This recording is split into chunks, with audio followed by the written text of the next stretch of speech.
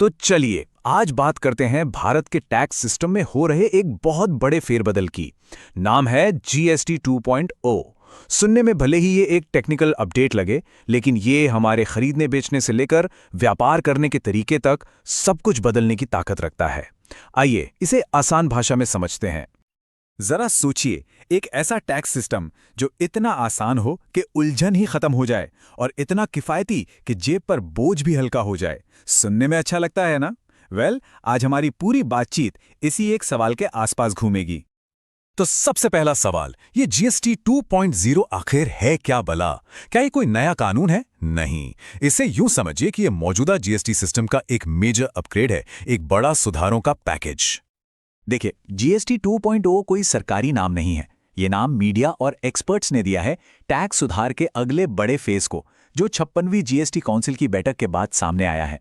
और इसके 3 मेन मकसद हैं: सिस्टम को सिंपल बनाना, चीजों को सस्ता करना और बिजनेस के लिए इसे आसान बनाना।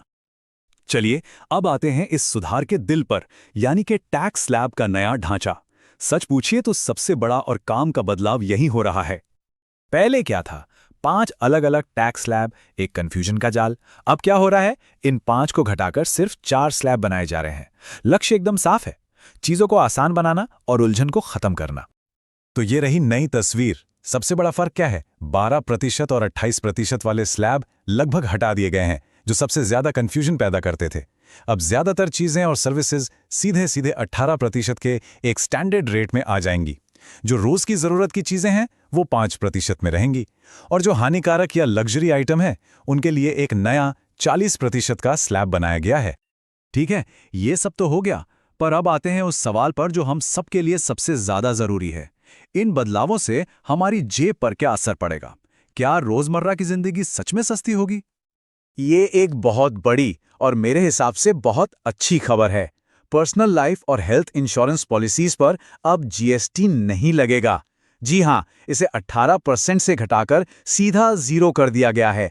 इसका मतलब है कि अपनी और अपने परिवार की सेहत और भविष्य को सुरक्षित करना अब काफी सस्ता हो जाएगा। और ये बदलाव सिर्फ इंश्योरेंस तक ही नहीं है। देखिए, साबुन और टूथपेस्ट जैसी रोज की चीजें सस्ती हो रही हैं। छोटी कारें, टीवी, एसी जो पहले 28% के भारी भरकम टैक्स स्लैब में आते थे, अब वो 18% में आ गए हैं। यहां तक कि खेती किसानी में काम आने वाली मशीनरी पर भी टैक्स घटाया गया है, जिससे किसानों को भी सीधी राहत मिलेगी। तो कुल मिलाकर देखें तो इन सुधारों का सीधा फायदा आम लोगों तक पहुंचने वाला है। रोजमर्रा के खर्च में कमी आने की पूरी उम्मीद है, जिससे घर का बजट संभालने में काफी मदद मिल सकती है। अच्छा, ये तो हुई आम लोगों की बात, लेकिन देश के छोटे और मंझले कारोबारियों का क्या? चलिए अब देखते हैं कि जीएसटी 2.0 उनके लिए क्या राहत लेकर आया है, क्योंकि उनके लिए भी प्रक्रियाओं को आसान बनाने पर बहुत जोर दिया गया है। कारोबारियों के लिए अब सिरदर्द कम होने वाला है। रिटर्न फाइल करना आसान होगा। इनपुट टैक्स क्रेडिट, मतलब जो टैक्स उन्होंने माल खरीदते वक्त चुकाया है, उसका मिलान अब ऑटोमेटिक हो जाएगा। इसका सीधा मतलब है कि उनका पैसा जल्दी वापस मिलेगा, जिससे बिजनेस में कैश की कमी नहीं होगी। विवादों के लिए एक अलग ट्रिब्यूनल बनेगा और रिफंड भी टेक्नोलॉजी की मदद से तेजी से मिलेंगे। चलिए अब जरा एक कदम पीछे हटकर बड़ी पिक्चर को देखते हैं। इन छोटे छोटे बदलावों के पीछे सरकार की लंबी सोच क्या है और भविष्य में जीएसटी का क्या रूप देखने को मिल सकता है।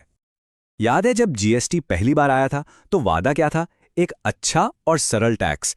जीएसटी 2.0 उसी पुराने वादे को हकीकत में बदलने की एक बहुत ही गंभीर कोशिश है। और भविष्य के प्लान तो और भी बड़े हैं। लक्ष्य है कि टैक्स सिस्टम को और ठीक करके चीज़ों को सस्ता बनाया जाए, ताकि लोग ज़्यादा खरीदारी करें और बाजार में मांग बढ़े। और हाँ, एक बहुत बड़ा सपना है पेट्रोलियम और बिजली जैसे सेक्टर्स को भी एक दिन जीएसटी के दायरे में लाना। ये सब मिलकर देश की अर्थव्यवस्था को एक नई रफ्तार दे सकते हैं। तो अंत में वही बड़ा सवाल, कागज पर तो ये सारे बदलाव बहुत अच्छे लग रहे हैं। एक बेहतर, सरल और असरदार टैक्स सिस्टम की पूरी उम्मीद दिखती है। लेकिन क्या ये वाकई उस एक देश एक टैक्स वाले सपने को पूरी तरह से साकार कर पाएगा? इसका जवाब तो खैर आने वाला वक्त ही देगा।